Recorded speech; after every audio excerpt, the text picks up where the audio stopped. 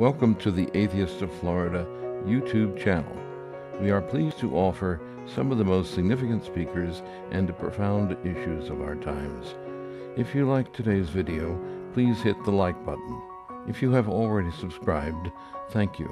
If not, you know what to do.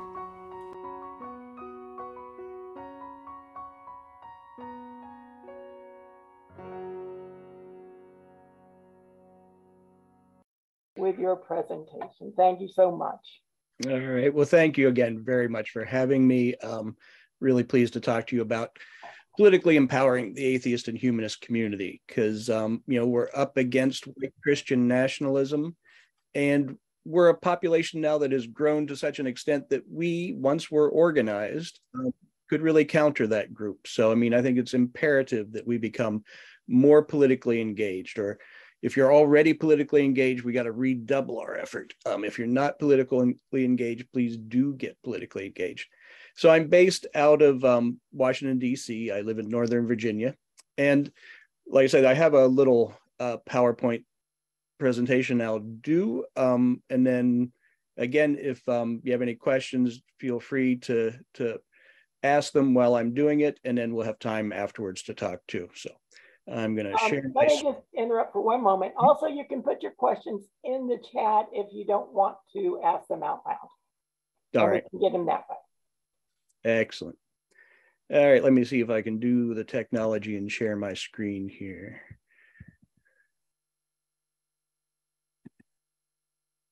Oh, I have a different screen than I normally have.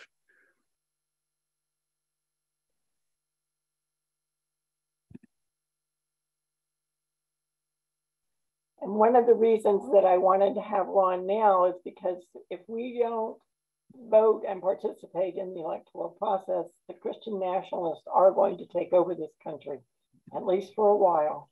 And we're all going to be in big trouble. So I thought it would be good, because I know some people don't feel voting does any good, but we have to get out there and vote for the lesser of 2 or 3 evils.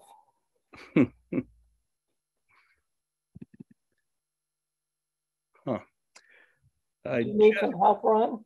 Well, I just purchased a new computer. So, oh dear. And of course, that's going to mess up everything. So of course it is. Yeah, that's terrible. Because we got plenty of time. It used to be so easy just to share your file screen. But for a reason that I cannot quite figure out. Because I tried both desktop and PowerPoint. Always hang on to your old computer for dear life. Yes, exactly. I think so. Well, it'll take you months to get back to where you were. Well, it's the same information whether I talk about it or if I have pretty graphics. So we're just going to talk about it. Okay. And speech is good. Have to stare at my ugly face, which is a terrible thing, but we'll work through that. All right. So as Judy was saying, I'm with the Center for Freethought Equality, and that is the advocacy arm of the American Humanist Association. So as most of you know, the American Humanist Association was formed in 1941. It's an educational members group, also has a great little legal department with it. But it is prevented by the IRS from doing several things. So in 2003, we formed 2004, we formed the Center for Freethought Equality, which is a 501c4 organization. So the difference there is, besides your contributions are not tax deductible to a C4, they are to a C3.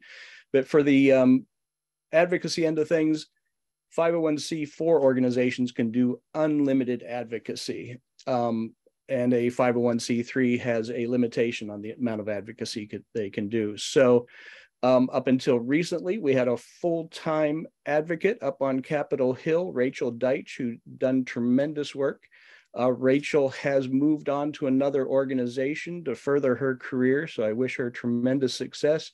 But sadly, we are in the process. Well, sadly, we lost her, but now we're in the process of hiring somebody. And so that is exciting to bring somebody new in. But So Rachel did all the advocacy side of the Center for Freethought Equality. My goal is working on something else that a 501c4 can do, and that's having a political action committee. So we have a PAC, one of those horrible organizations that destroying American democracy, but we're such a tiny little PAC that we don't do much destruction. We're trying to do good things. So again, it's using the system to promote the atheist and humanist cause. So the Political Action Committee has been around since 2013. I came onto it in 2016 and have been working with it ever since. So one thing I want to urge you all to do, the Political Action Committee is a membership PAC. So only members of the Center for Freethought Equality get to know what we're doing as a Political Action Committee. So I urge you all to become members of the Center for Freethought Equality. The great news is it's absolutely free to become a member. So go to cfequality.org and join up. All right, so you might not have heard about the Center for Freethought Equality before. Obviously, American Humanist Association is much more well known, but you probably do know about our successes. We have a member of Congress because of our efforts who now identifies with our community. That member of Congress formed the Congressional Freethought Caucus, and that happened in 2018. And we've also increased the number of atheists and humanist elected officials who identify with our community. So for each one of those, I'll go into a little bit more detail, but we might as well just have a test now. Who, and you can just jump out and say it, who was the first member of Congress ever to identify with our community? Does anybody know?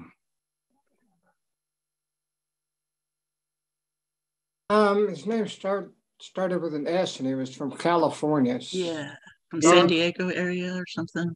Close. Well, his name is, was Pete Stark, and he was from the east side of San Francisco Bay. He announced that he was, actually, in 2007, when I was working with the Secular Coalition for America, we had a contest, and we wanted to find the highest elected official who identified with our community. So we thought we might get a dog catcher or somebody like that. We didn't have great expectations, but as we went through the process, Pete Stark returned a little questionnaire that we did, and he said he was a Unitarian who did not hold a God belief. And so we met with him, and he was willing to be public. And in 2007, he made the announcement, and the historian of Congress confirmed that he was the very first ever to identify. There were a couple free thinkers, but in the late 1800s, but apparently they still held on to a belief in some kind of higher power. So Pete Stark was the first one out. Shortly after he announced, the American Humanist Association gave him an award. And so then he started identifying as a humanist. And then he kept getting other speaking engagements within our community and identified as an atheist. Sadly, he left Congress in 2013. So he went through a couple re-elections, and being a humanist and atheist didn't affect his re-elections. But then he was defeated in 2012 by another Democrat when California instituted their top two primaries. And although we were angry at Congressman Stalwell at the time, we've forgiven him. He's a fine human being. And so we'll let those bygones drift away. So anyway, so he was the first. So who can tell me who's the current member of Congress who identifies with our community? He's a wonderful human being. Also lives in California. Anybody know? Well, it's Jared Huffman. He represents California's 2nd congressional district, and it's right above San Francisco Bay. So the Bay Area has given us both of our congressional reps who identify with us so far, but he has a really beautiful congressional district. It goes from the Golden Gate Bridge all the way up to the Oregon border along the coast. So he has the coastline, he's got great vineyards, and also apparently a lot of good legal weed in his district. So it's one of the finest congressional districts in the country.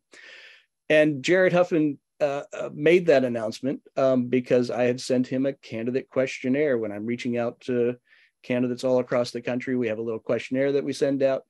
He responded. He gave me an ambiguous response when he was talking about religion. So we had a couple months of email exchanges to get to know one another and sort of clarify what he's talking about. And then there were some California wildfires at the time, so we had to delay our conversation for a bit, but eventually we got to sit down and have dinner with him.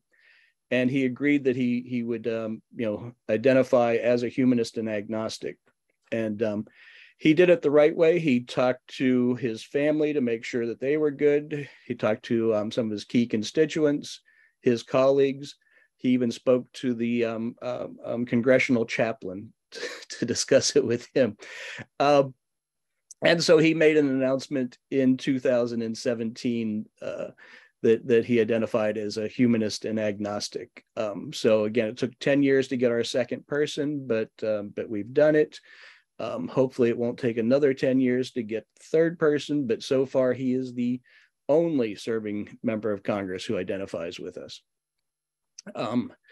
Barney Frank, after he left Congress, announced on Bill Maher that he was an atheist, but then sadly he made a public statement that he didn't think anybody else who was an atheist should identify. And so friends of his, Barney Frank, chastised him for that, because we want people to be serving openly. And with his background, you think that he might be supportive of that. So hopefully we can get Barney Frank to come around, but more importantly, hopefully we can get some more members of Congress to identify with us.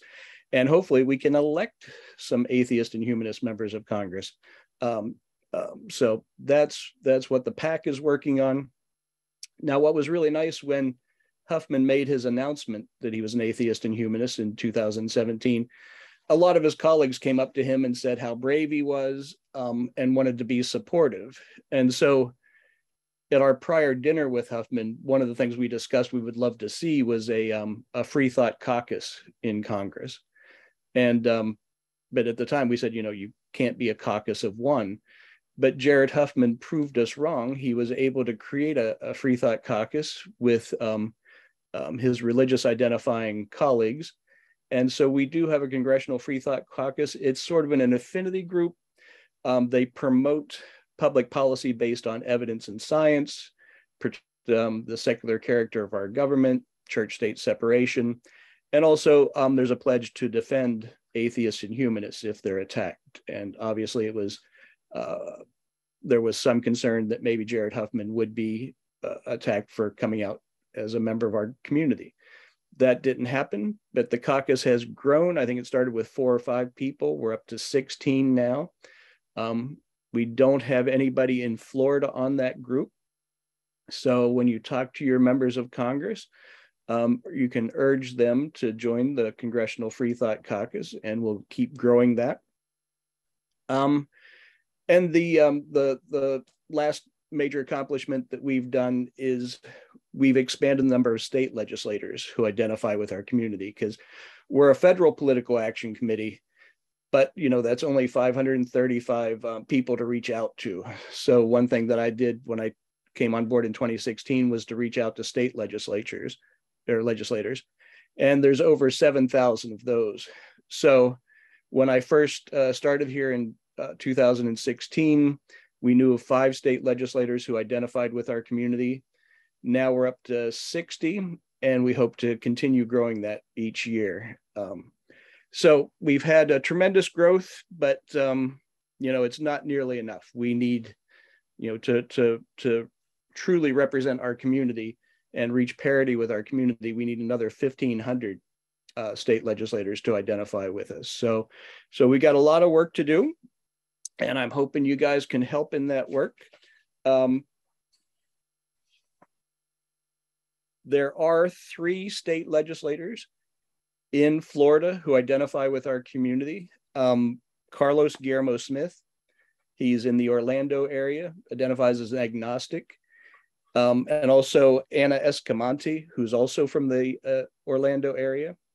And the last one is Michael Greco. He's from the Miami area. Smith and Escamante got a lot of good press when they were fighting the various white Christian nationalist pieces of legislation going through in your session, which was a really, really ugly session, as you all probably know, at your state legislature. And they're both actually going to be talking at the upcoming American Humanist Association conference.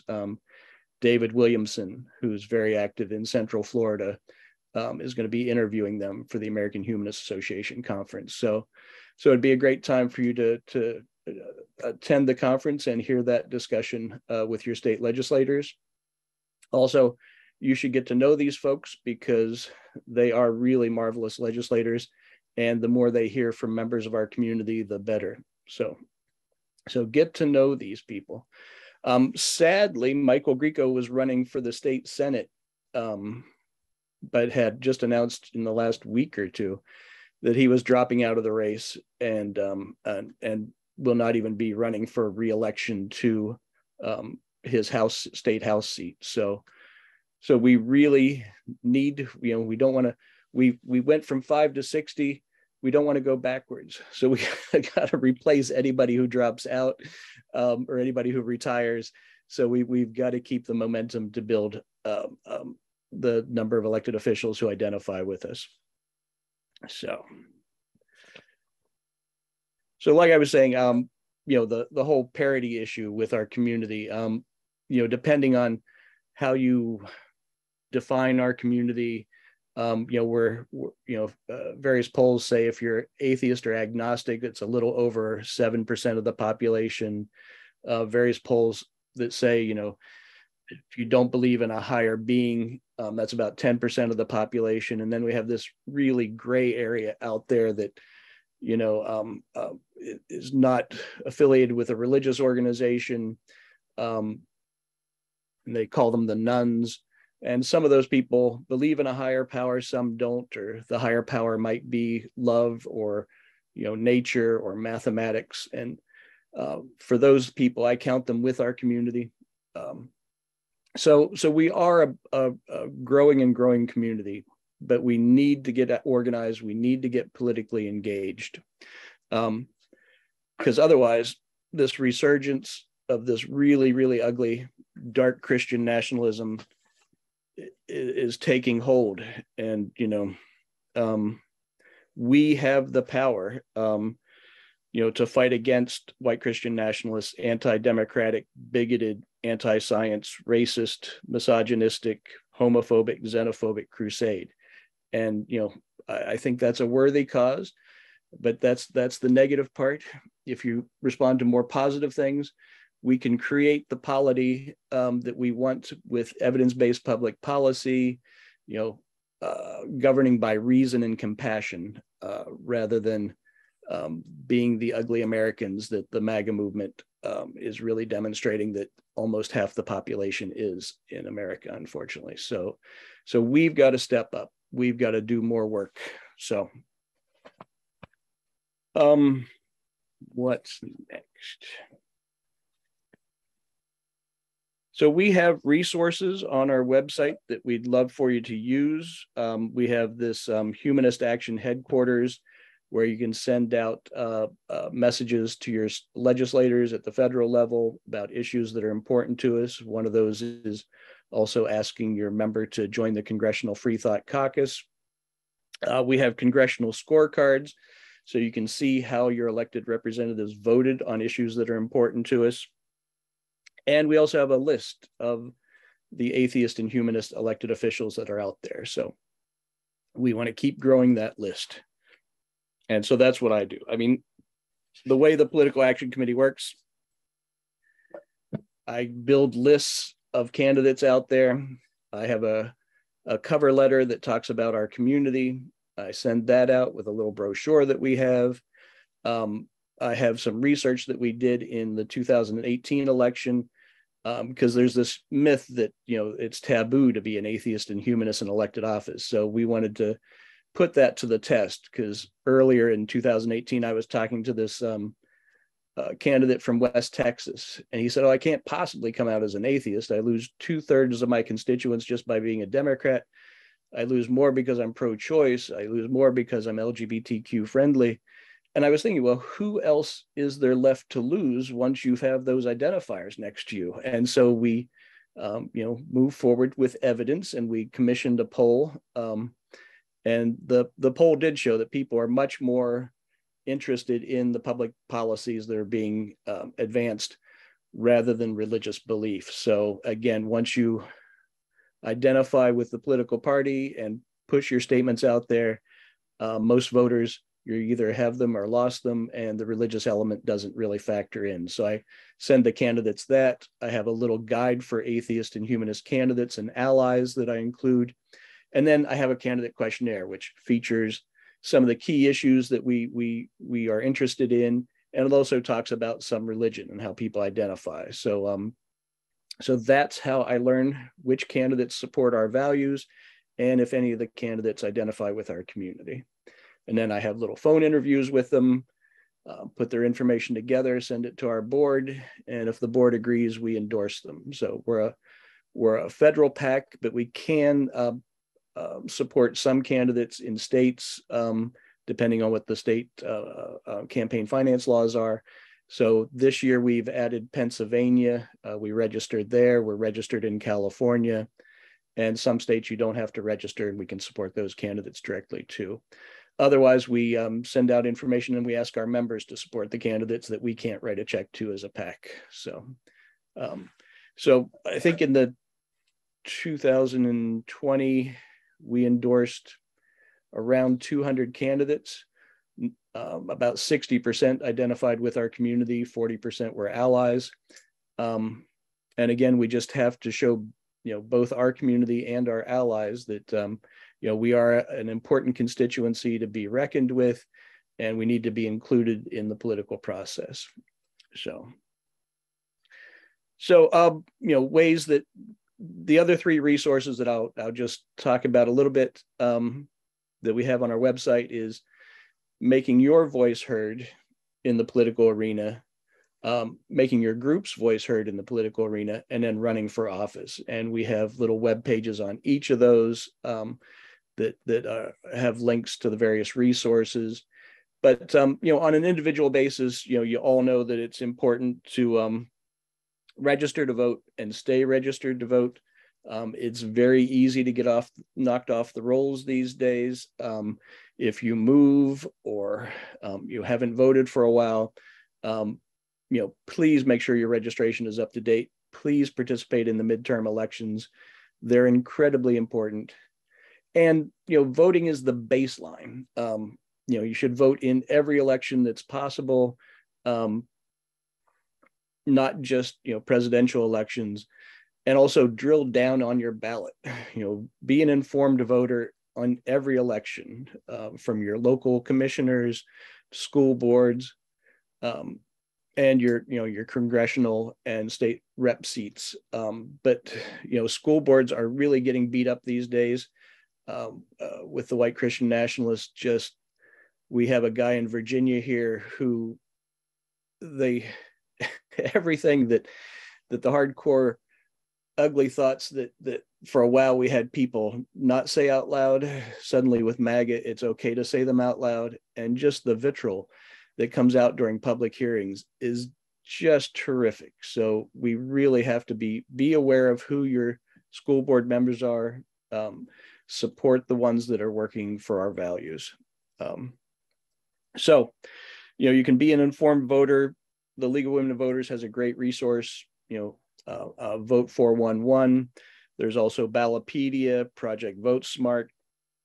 Some of your local news outlets, newspapers might have good resources too. So use those. And like I said, voting is a baseline. That I think, it's the least we should do as citizens is vote.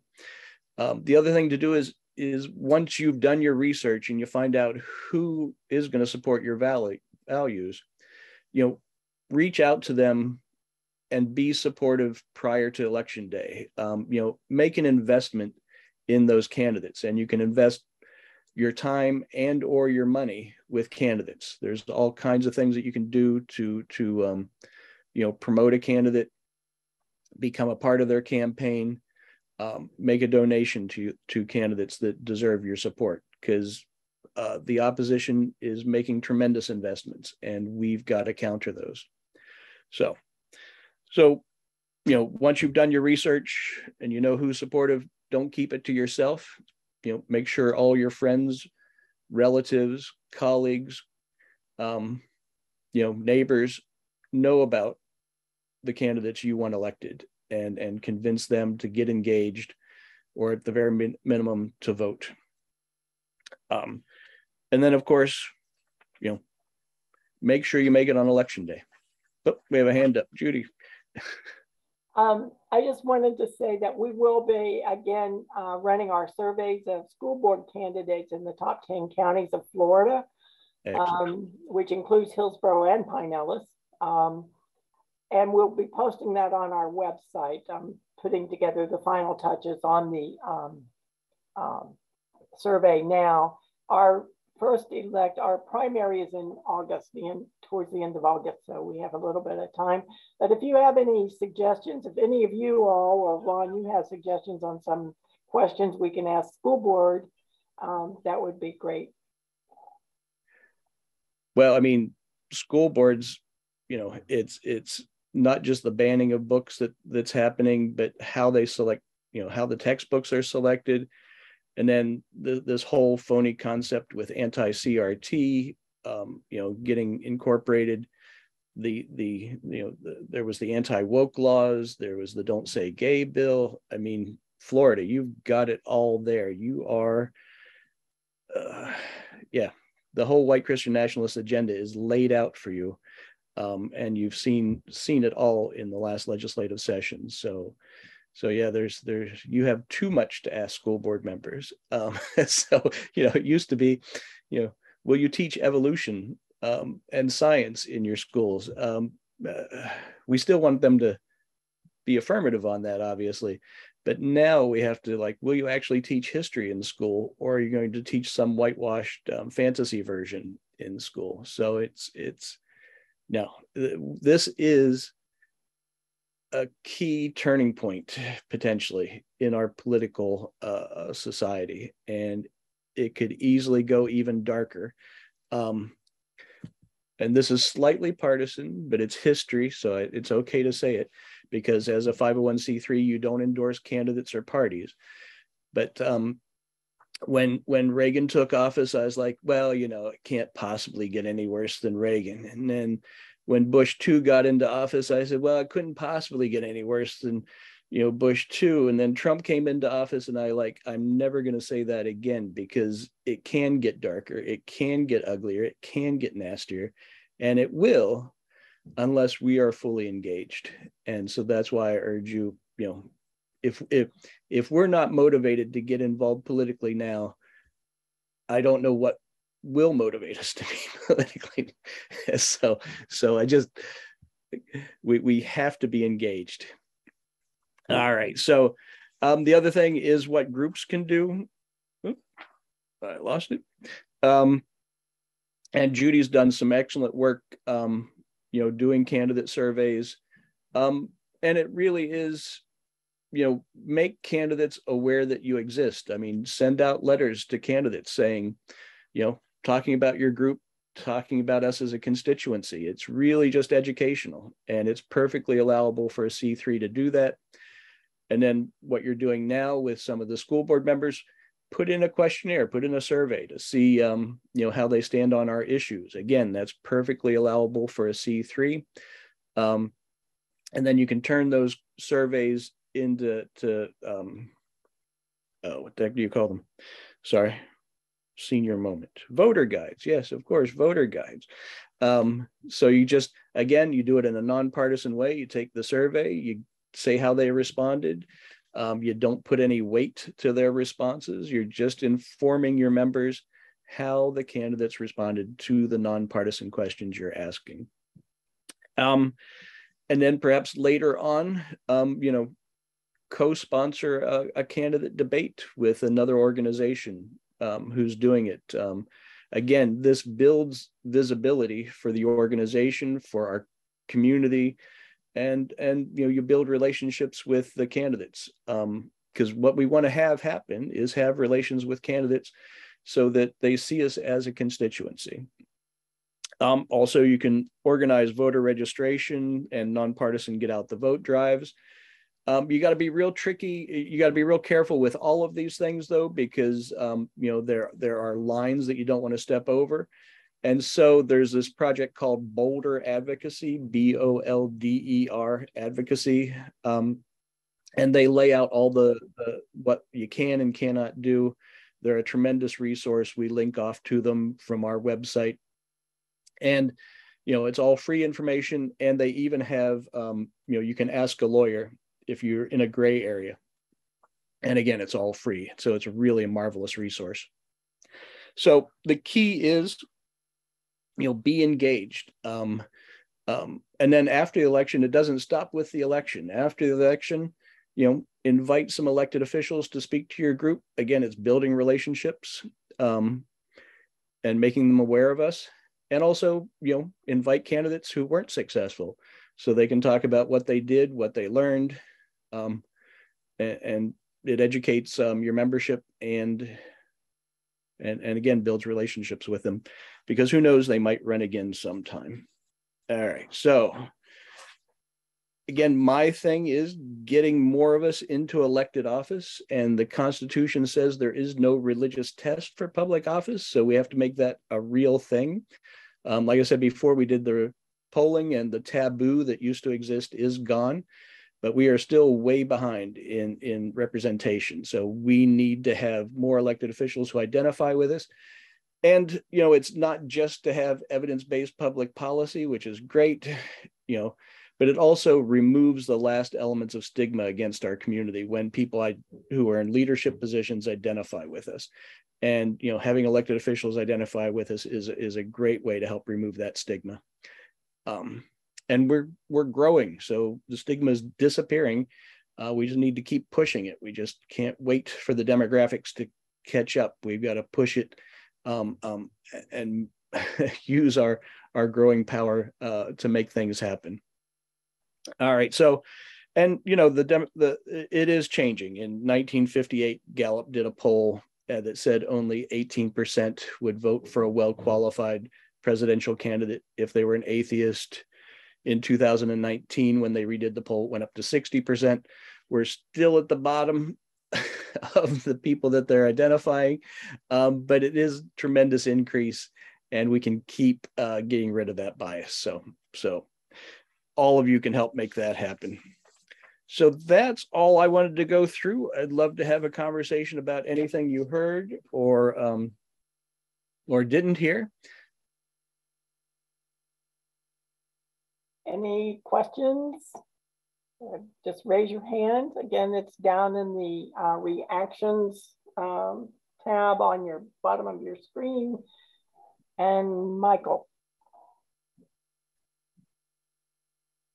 Okay, I live in an area that's real conservative. Like, what would be a good tactic for reaching people in an area that basically they don't want to be reached? They're not real receptive to the message. Not real receptive to atheists.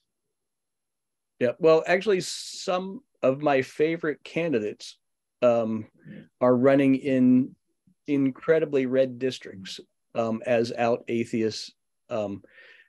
And there you have a much bigger population to change the mind of by being a representative of our community and supporting candidates who identify with us. Because, the key is in really conservative districts is a lot of times we don't run candidates against incumbents who are entrenched in those areas. And we really have to, because if people just hear the same narrative every election cycle, they think that that is the only narrative to hear. And so by changing that narrative, bringing another perspective, it's going to do a couple of things. It's going to change some minds, but it's also going to bring out people who've just been waiting for somebody to say, hey, this is the values I support. And it helps build that community. And it also helps bring out people statewide for statewide elections. So, you know, and there's also a lot of, you know, if you're not ready to jump in to a state legislative seat, there's also a lot of nonpartisan races out there for local seats, and they're not done by party affiliation. And there's also appointed positions. So just getting involved in your government moves the needle quite a bit. And you know, and you just take the skills in your career or your hobbies, and there's probably a commission out there that could use your services locally. Okay, and also I'm also a state employee too. So I mean, I know there's. Was it? You do have to watch out for the Hatch Act stuff, but being a state or a federal employee doesn't remove your political voice. You just have to, you know, make sure it doesn't happen on your work watch. Yeah. But okay. do look into, you know, what the limitations are for your state Hatch Act. Again, you don't want to cross lines, but again, you don't want to cross lines, but you don't want to have something that is in a gray area stifle your participation, because again, we have to make our voice heard. Does that satisfy you, Michael? Michael, did yes, I live in those communities. Can you hear me? Yeah, go ahead. I live in one of those communities. You're breaking up on me. I don't know about anybody else. Oh, okay. Don't worry about it. Good. I'm good. Jim Peterson? Yes, it's a very enlightening talk. I was waiting to hear you drop the name Jamie Raskin on us, because he has been extremely active and can be seen almost any hour of the day on MSNBC. And he's done pretty good work on the January 6th committee and various other congressional committees as well. But at any rate, I'm not from Maryland and don't have a particular thing to say about that. But I do think that being here in Florida, we're faced with a particularly odious situation in terms of the reactionary governor and a reactionary legislature, and most of our congressional representation is of the same strength. So it's a really tough road to hoe. Nevertheless, we're out here. Some of us have put up a radio program which airs weekly, and which we actually openly discuss some of these issues. And we've even had some candidates. It's not easy to find worthwhile candidates, but they're out there. So we've had a chance to interview them and so forth. Excellent. So I don't know. Any suggestions for those of us Floridians who are struggling? No, I completely understand the struggle. But just to touch on Jamie Raskin, he is a co-chair of the Congressional Freethought Caucus. And what was great when we were forming the caucus, we were at Jared Huffman's townhouse up on Capitol Hill, and it was Jared Huffman, myself, Roy Speckart, who was the executive director at the time, and Jamie Raskin was the next one to come in. And he came in and he was like, "Oh, great, it's a caucus of two." But then what was so great was when other people were coming in, he was like, the enthusiasm built. He said, "This can really be something." And it was just great to see his transformation, as more people were coming into the organizing meeting.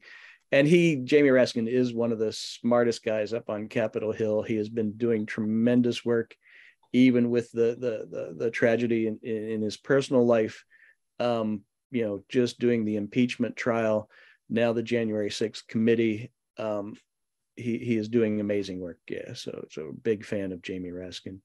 But for your radio show, we endorse a lot of candidates who we know are not going to win their seats. Mm-hmm. But we do it because we're hoping that people catch the bug to run for office. And every time a person runs, they build experience, build their base.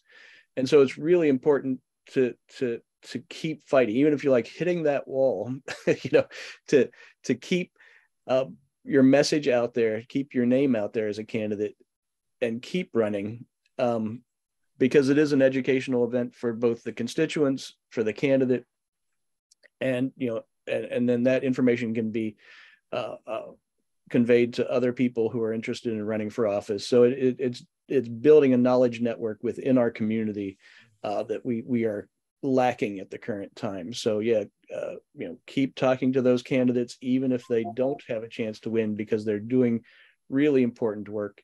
And keep doing the education on the radio show. Just we have to engage our community, and the only way we can do that is we get information out. Thanks.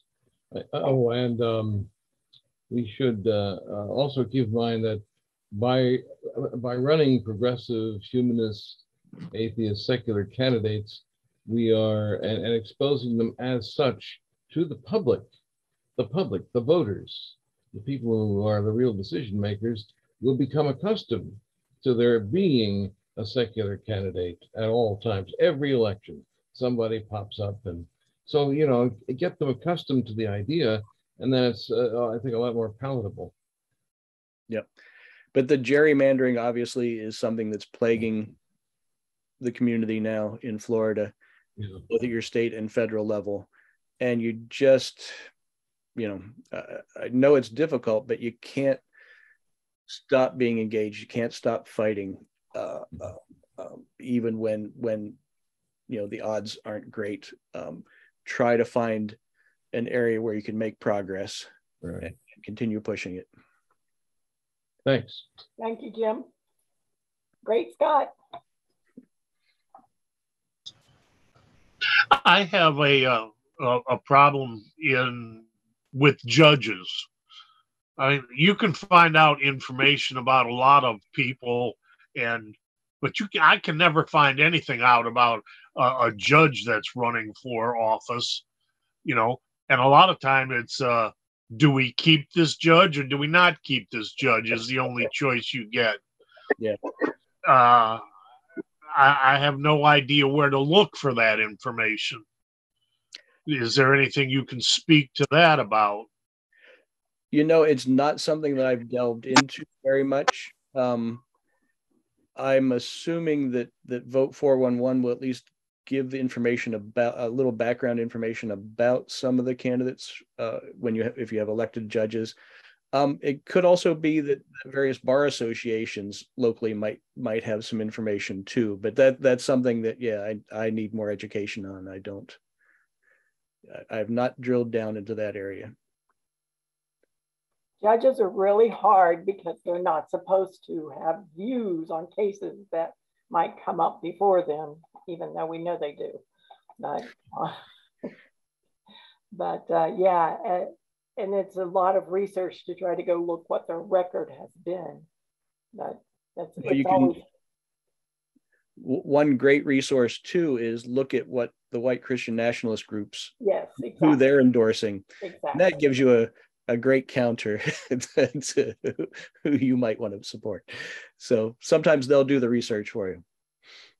I have a question if no one else has a question for now. I was looking at doing a voter registration online on Facebook. Have you ever done that? And is it really worth it doing? I've never done it on Facebook. I mean, like on your website, I think you already have it on your website that you just link to the state group. And you can send that off, into social media Right. especially when deadlines are happening, saying, here's your last day to register before the primary election or something like that, just to make people knowledgeable about that the primary is coming and here's an opportunity to register. So I think that's fine. Yeah, that works. Yeah, I was just, somebody was advocating doing an online registration, so that's why I was looking into it. Not sure I'll devote the energy to it. I did put in the chat some information about Sarah Henry, who is a secularist who's running in District 38. And you might look at her views on various issues. And if you're in that district, and see if she's someone you might want to support, just to let people know that we do have at least one other. I don't know of any others that are running in the state other than Escamani and Guillermo Smith. But as a C3, you don't endorse candidates or even political parties, so it's just informational. But I do have at least one federal candidate in Florida who identifies with us, and if you become a member of the Center for Freethought Equality, you can learn all about them. And there will be more too, because I haven't reached out to Florida candidates yet, because I generally wait till the filing deadline is passed, and I'm also a little behind. But I will be sending out questionnaires to everybody who's running at the state level, and so we'll have more people out there. Hopefully, we'll find more people. Yeah, I am a member. I encourage all of us to join because it is very interesting and informative and a great resource for finding candidates in the state. Other questions? Nobody wants to run for public office? We actually, let me say one more thing. You don't have to run for public office. There are all these appointed and volunteer positions out there, and also you can become more engaged in your state and local political party that you favor. We really need more atheists and humanists in the party structure, and so that's another way. I mean, they need people again to be precinct captains and other wonderful positions. Also, if you have a tech background, they need tech people, so you can get more engaged in the political party that you prefer, and that helps promote the atheists and humanists as a constituency too. Jan. I feel pretty much like a neophyte in the areas we've been discussing today. I don't know what a CRT law is. I don't know what the Hatch Act is, other than you probably can't talk on government or where you're working, their property. And then Jim Peterson's radio show. I don't know anything about that. Sure. Well, the anti-CRT was, there are elements that are bringing up this non-issue about critical race theory and how it's pervading throughout our schools when it doesn't exist there. But it's a great way for them to promote a whitewashed version of history in our public school curriculum. It's a great way to prevent any diversity training going on with government agencies. And it's a racist backlash by white Christian nationalists to promote the concept that to be a real American, you need to be white and Christian, just like the great old days of the 1950s and before. And it's a totally false narrative, but it has a lot of adherents, and they're really milking it for all that they can. The Hatch Act is just a provision that it's a federal provision that I'm sure there's a state equivalent, that government employees have limitations on what they can do in election campaigns. There was a problem when a presidential spokesperson in the last administration was like endorsing candidates from the podium. It's just, you're not allowed to do that type of stuff on government time. using government resources. And so the Hatch Act was designed to curtail that activity to limited success when you go up higher up the food chain. And Jim will have to talk about his radio show, how you can tune into that.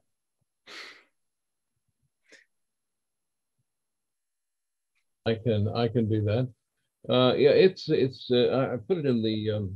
Let me be clear. This is not a program Yes. sponsored by. I know. I was just about to say that. Okay. Yeah, this is not an AOF effort. However, 3 AOF members, including Ed and Joe, and occasionally myself, have been creating this program on the air that discusses all of these issues and more. And we've been doing it now for about 4 years. And we still haven't managed to overturn the Republic. But Thursday, 10 a.m., WTAN in Clearwater. And you can usually get that on the web as well. Just type in WTAN and it'll get you there. Thursday, 10. And then I thank you. Then I also have a question with regards, Ron, to the response rate of the questionnaire that you send out. I send out a lot of questionnaires, and I don't expect to get the vast majority of them back. Again, I view it as really educational, just to anybody who picks it up sees that we're a constituency. Like I said, in 2020, I think we endorsed about 200 candidates. We probably got around 400 questionnaires back, and that's sending out about 8,000, 7,000 questionnaires. So I'll let you do the math, but but yeah, we're not getting everybody to come back, and it's good, because I would be overwhelmed if we got everybody responding. But then once we hit that peak, once we hit the level of Emily's List and the Victory Fund, we'll be a much bigger organization. We can handle all the people who want our support at the time. But we're tiny right now. We're a tiny little pack. Did that answer your questions, Jan? I guess so. I wanted to ask you about going to candidate forums when they're talking. How do we come up with questions that we could recommend for our members to ask any candidate when they're running for any office, I guess, although that's kind of hard to do, I guess. No, but having prepared questions are great, especially like if you're meeting in person, which we might start doing again someday. It's great to have prepared questions, and it's also good to film them too, with your iPhone. But the great thing about the atheist and humanist community, we have such a broad range of policies that we're interested in. I mean, it's, we want, accurate science taught in schools. So we have the evolution issue. We support reproductive rights. So that's a great topic. We support LGBTQ equality. So that's there. We're opposed to school vouchers because we don't want the money going to religious institutions. And with the American Humanist Association, we're also going into things like gun violence because, obviously it's not rational, the current policies that we have. And, evidence indicates that we can end gun violence with some simple measures. So, you look at your organization, you look at your membership, you see what they're interested in and what's a hot topic on the campaign trail, and ask those questions. And the great thing is to ask it, you can say, I'm a humanist or an atheist constituent. How will you respond to book bans that take needed information out of our schools or something like that, and just tie it to our community and that it's an interest of our community and we are a constituency. Okay, thank you. I wanted to welcome Bayless. He had a little trouble getting in. I apologize for that. I'll start from the beginning. No. He would probably appreciate that. I'm not sure everybody else would. Okay, please feel free to ask any question you want. You can ask about the organization, about the PAC, about elections. I guess my big fear with this coming election is people aren't going to get out and vote because they feel like it's useless. Yeah. And again, well, I mean, people, the drop-off rate on elections is tremendous. Most people vote in presidential elections. They don't vote in midterms. They definitely, it falls off when you're, if you have elections that are just for state or local elections. But that's, where your political clout increases, because if you're voting when other people aren't, your vote counts for more. And again, you can see it as a protest vote if you live in a district that you're going to lose, but you have to register your disapproval to that candidate if they're voting against your values. But there are candidates further down that might be more in line with you. Again, local elections, school board elections are incredibly important. They have, until recently, been less partisan. And there is the potential of moving the needle there with your participation. If you motivate people to go out with you and vote, a dozen votes or so can turn around a local election. But I mean, in the Florida primary, congressional election is undergoing a recount with just a little over 200 different. So, I mean, the votes do matter.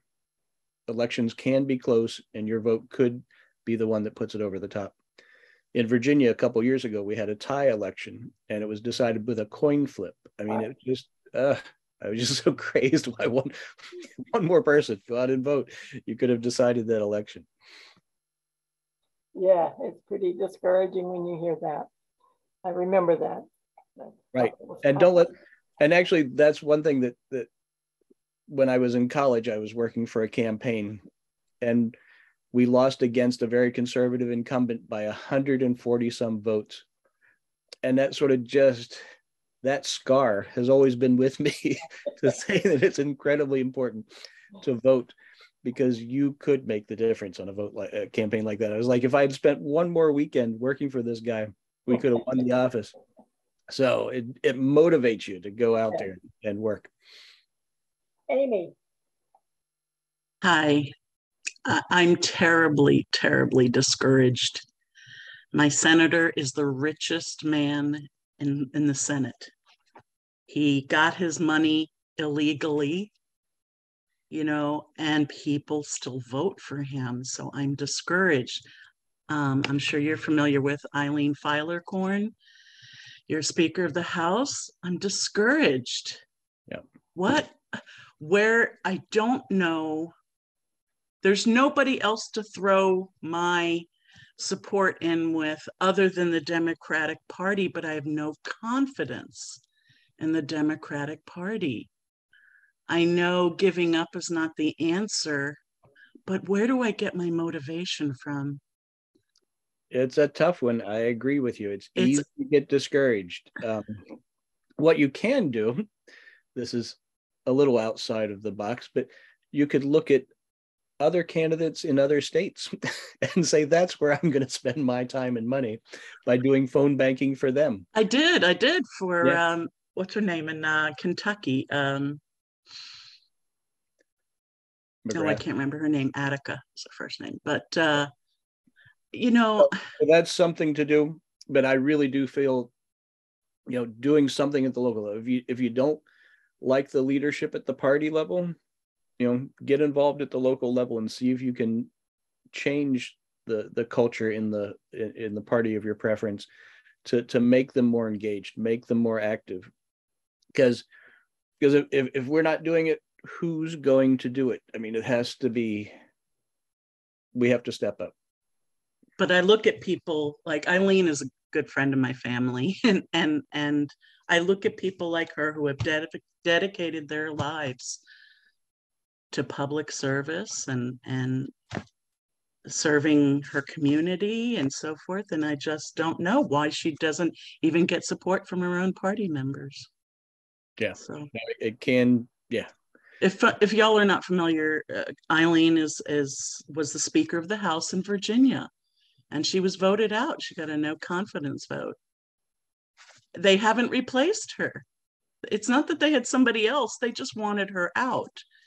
And I'm not sure why. She hasn't been given a reason, or she's not stating why. They did send her a letter asking for her resignation, and she's keeping whatever was in that letter under wraps, but still, it just seems irrational. Yep.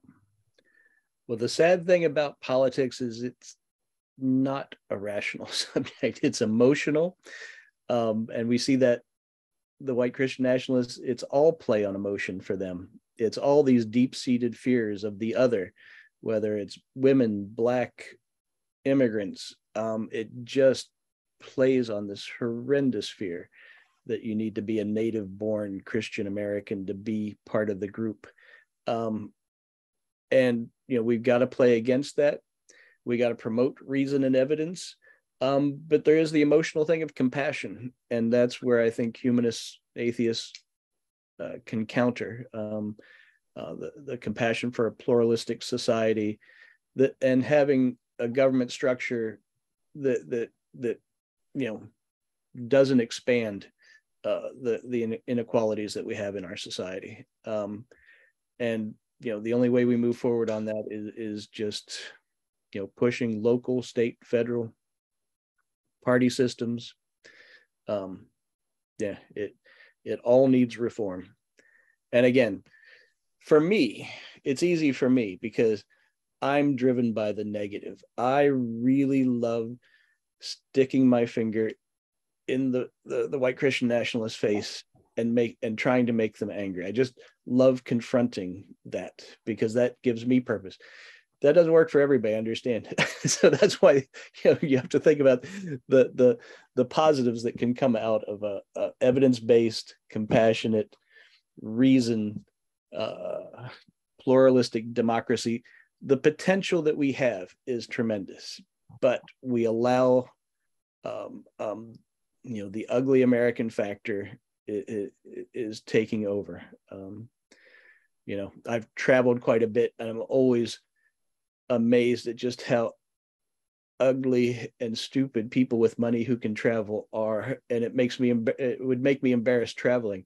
And now I'm seeing these people, they found their political party, they found their MAGA God, and so I know these people.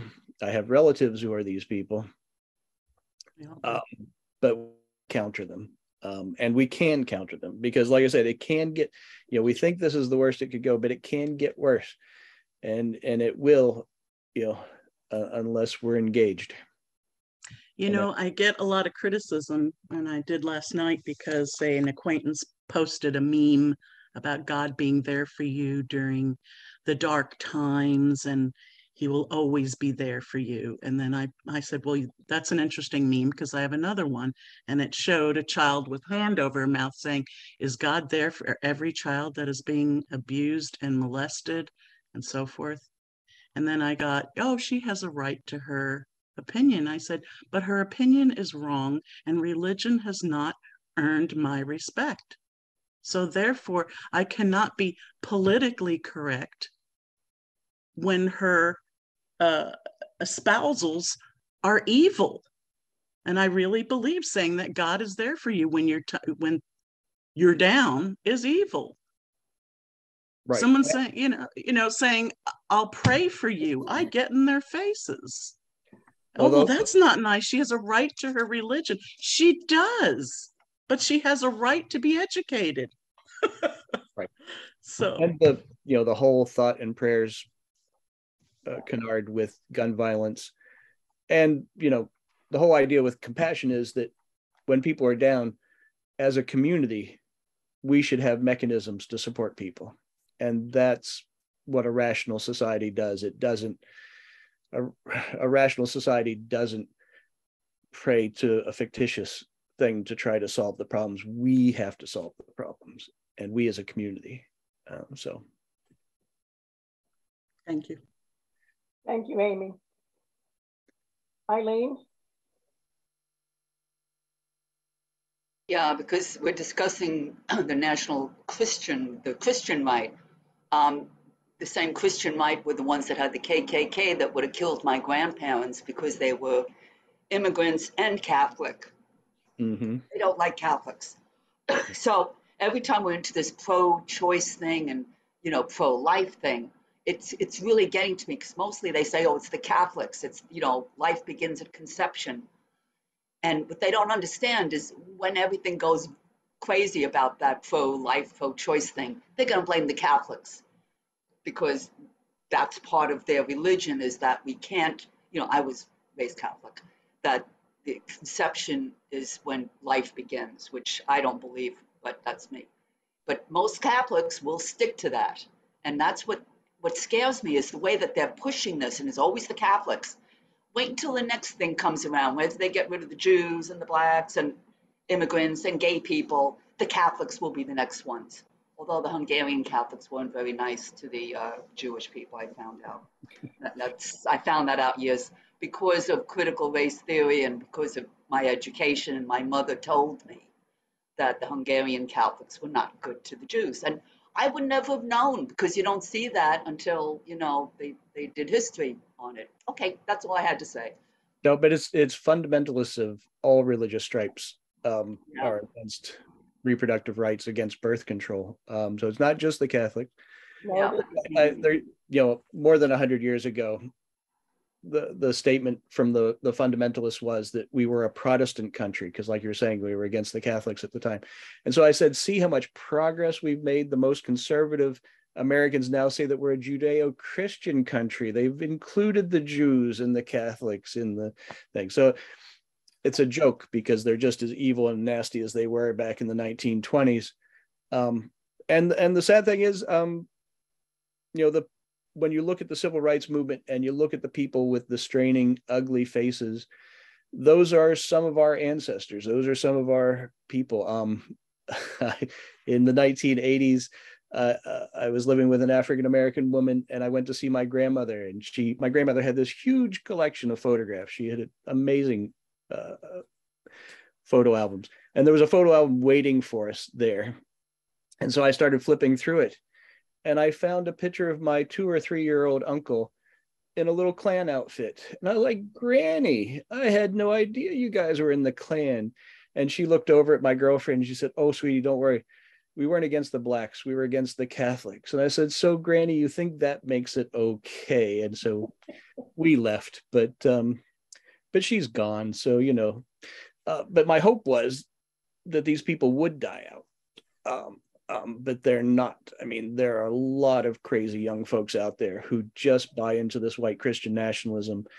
And there's fortunately more of us at the youth level than them, but we really have to get them engaged in our community and engaged in the electoral process, or we can't defeat these people. And the scary thing is, not to divert the conversation too much, is now they're not even saying conception, but fertilization is when life begins. Yes. And that's going to rule out a large number of birth control options, not just abortion or the abortion pills. So yeah, it's pretty crazy. It is. And I don't know, we have this discussion all the time of how to reach these people. And I am completely lost, befuddled by that, of how to reach them. It is beyond me how they can believe some of this stuff. Right. And you don't win with rational arguments. No, you don't. There is no reason to debate these people. because, it's, if they're that hardcore, they have bought into it. Their sources of information are telling them these things.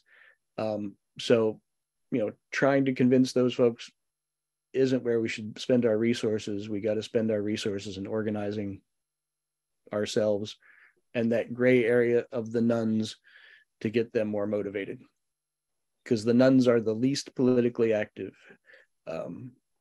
Atheists and humanists, agnostics are fairly politically active. That's why I say, most of us are engaged. We just need to double down even more, and then bring along others who aren't there yet. And I know from the research that American Atheist has done that the majority of atheists and agnostics are liberal, but we do have some that are quite conservative.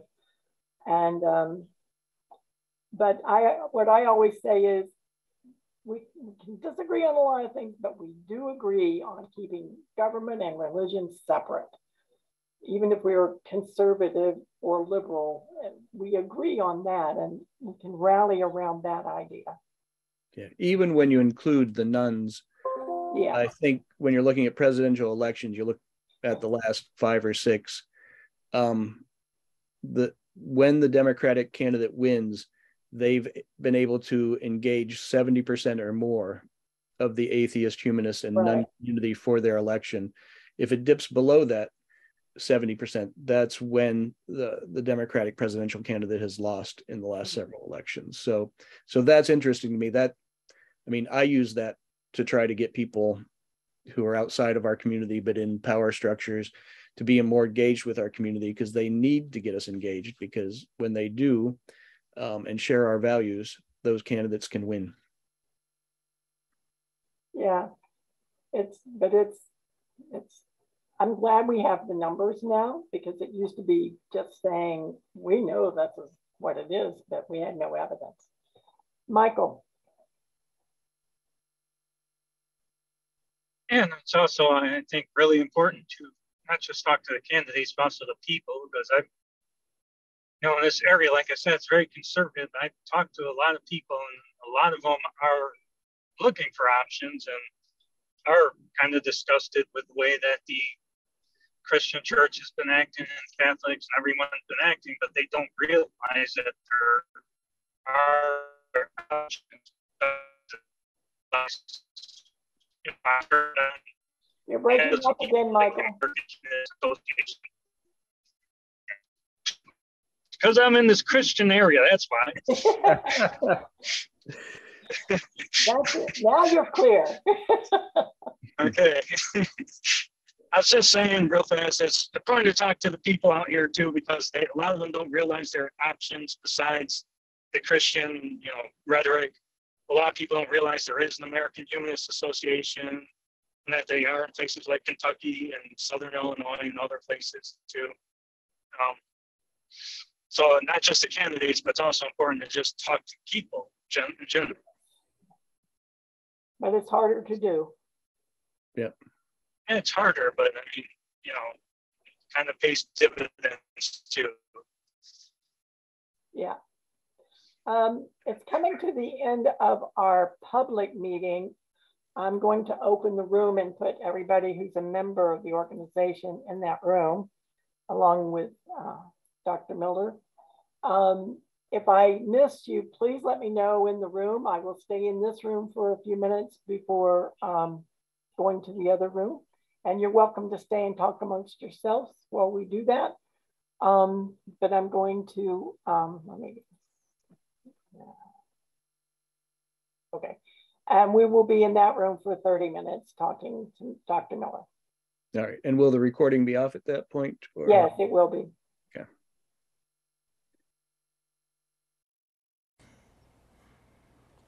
If you are pleased with our programs, please tap the like button and then subscribe to our channel.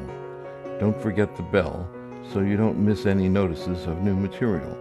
We usually post new content every week. See our created playlists to discover events thus far this year, or to see a list of topics and speakers from our rapidly growing and diverse collection since 1992.